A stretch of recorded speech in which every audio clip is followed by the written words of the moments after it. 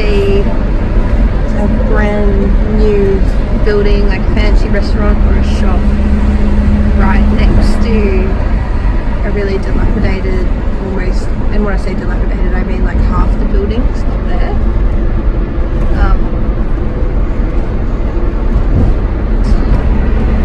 I love it so much. I don't think we can enjoy this. Here's, like, look at this. We're in the city and there's these. So they've left the original like castle like fortifications and just built around them. I feel good to cover it.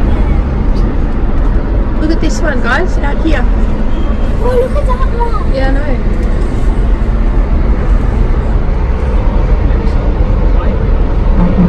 Right next to the playground, guys. Don't put playground next to something that you want the kids to be interested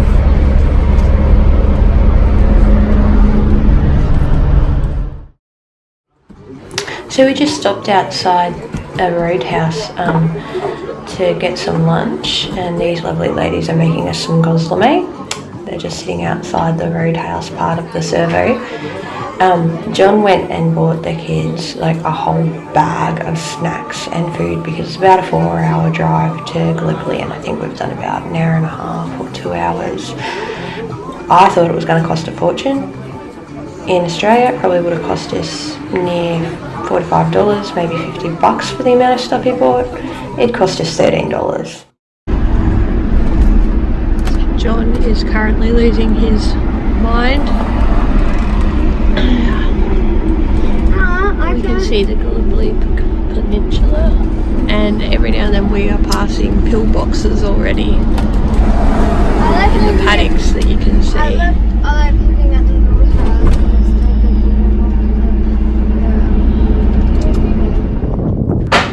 About part of the way down the peninsula on our way to Ecciabat, we came across a rare site on the Gallipoli Peninsula, and that's a Turkish cemetery. Turkish cemeteries are rare not because Turkish soldiers didn't die in the Gallipoli campaign, some 80 to 100,000 of them did, but they're mostly rare because most Turkish soldiers were buried in unmarked graves. This cemetery was built on the site of what was a military hospital, and so soldiers who did die at that hospital during the campaign were allotted marked graves. We had a bit of a wander around. We found a memorial down behind the cemetery to all of the soldiers really who fought in the Gallipoli campaign, and this was really our first look at some of those sort of what would end up becoming quite common, but these very solemn and peaceful places dotted around the peninsula. In the words of one historian, really the Gallipoli Peninsula was one big Turkish grave.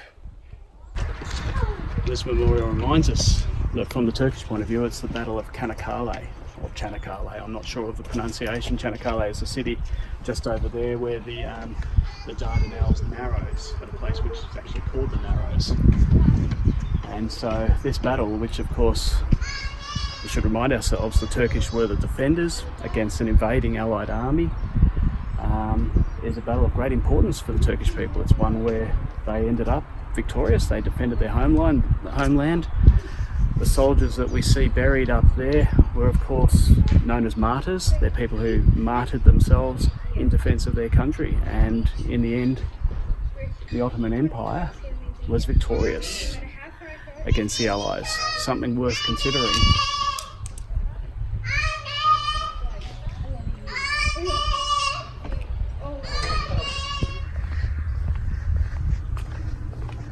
So here is an example of the street dogs that you see all over in Turkey. As many of you know, Johnny has a phobia of dogs. He flipped out a little bit, but then has walked past these ones twice, so apparently he's only threatened by Australian dogs, not Turkish ones. So in the distance we can see as we're arriving the hills that the Australians and New Zealanders, British, spent 8 months trying to take out of ANZAC Cove.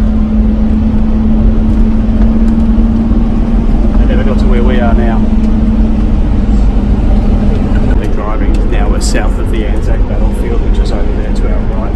We're heading towards our hotel, which is between the ANZAC Battlefield and Cape Helles, the main British and French effort. I was just remarking to Kat about how heavily forested it is now, which it wasn't in 1915. It's actually only been since the area was declared a national park that has become heavily vegetated. Prior to this, or prior to even the Gallipoli campaign, sheep and goat farmers lived throughout this area, and most of the scrub was knee-high at most, and so there was very little cover, very little places for soldiers to hide. And when, of course, they did come here on that first day, most of them found the only way to survive was to dig and find a space below the ground.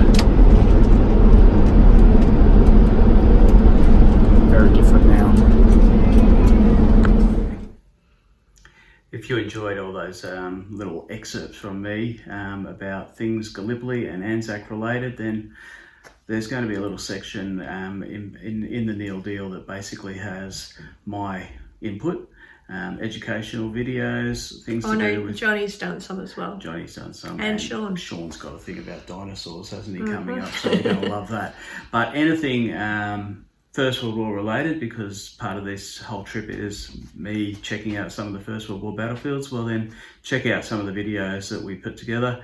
Hopefully they'll be educational, useful, and at the very least mildly entertaining. They were fun to make. I can't watch them. Neither can I. Got to get back to the banana stand. We do need a banana stand. All right, obviously we're really tired, so we are saying goodnight for now. Stay tuned. Bye. Bye.